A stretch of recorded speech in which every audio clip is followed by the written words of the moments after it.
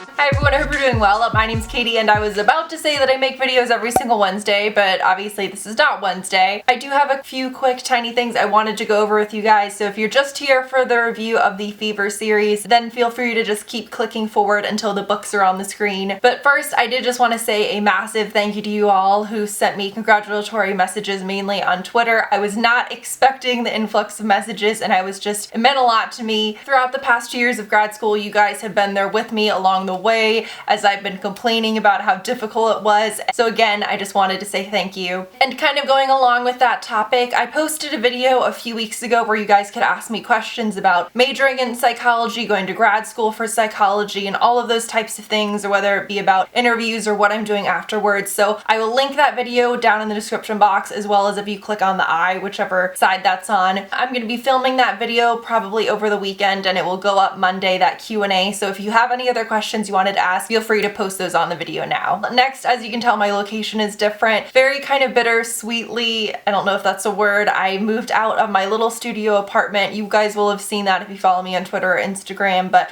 it was a lot harder. Although I'm happy to finish school, it was hard leaving that little apartment. I'm currently in my high school bedroom at my parents' house, and I'll be here for the next couple of weeks until I move into my new apartment, my first like grown-up apartment, if you want to call it that, and start work at the beginning of June. Okay, so those were all the updates. Now let's get into the spoiler-free review. So although this is technically a review of DARKFEVER, which is the first book in the Fever series, I've now almost completed 3 books. I won't talk specifically about anything that happens in the second or third, so there won't be spoilers for anything, even if you haven't read book 1, but just keep that in mind as I'm talking about the series. I have read pretty much the first 3. So I had asked you guys after I finished reading, what was it?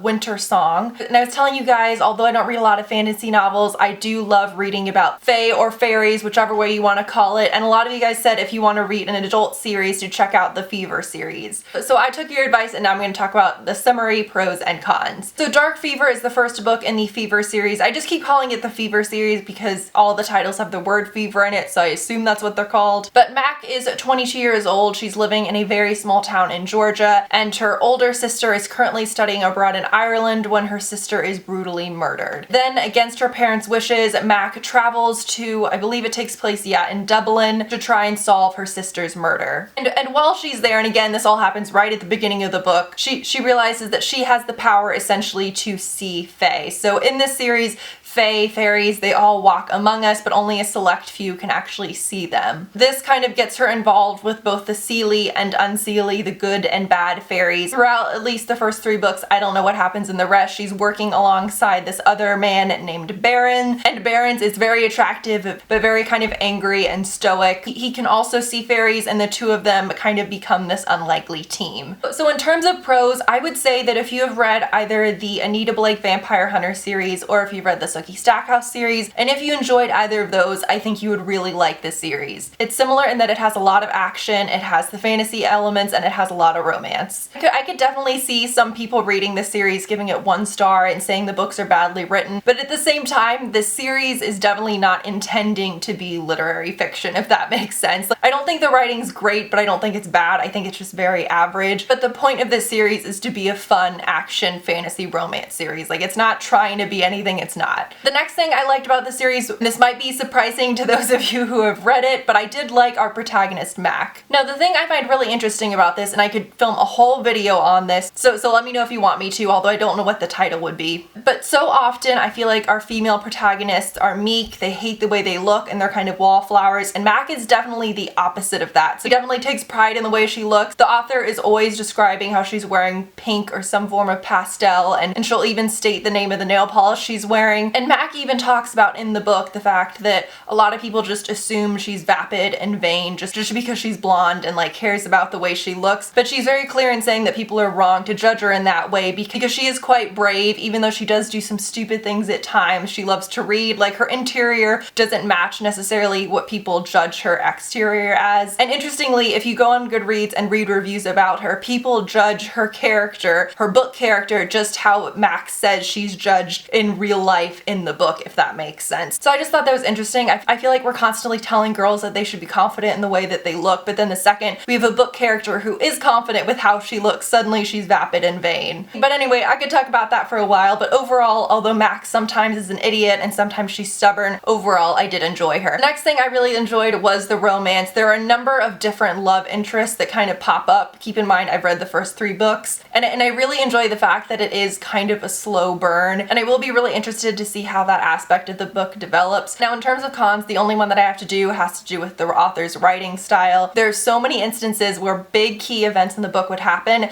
and the author just wouldn't write about them. It almost felt like the author was like, well, I don't want to bore you with this like huge scene that happened, so instead I'm just gonna cut the scene off there and then have one character quickly describe what happened to another character, and that I found really frustrating. So overall, I think if you're looking for like a fun series to read this summer that has those kind of darker mystery elements that also has those fantasy and romance elements, I think you guys might really like this, but again, don't go into this expecting literary fiction. So I hope you guys enjoyed this video, and again, my next video is going to be all on kind of majoring and going to school for psychology, so if you have any other questions, feel free to let me know, and I'll see you guys soon. Bye.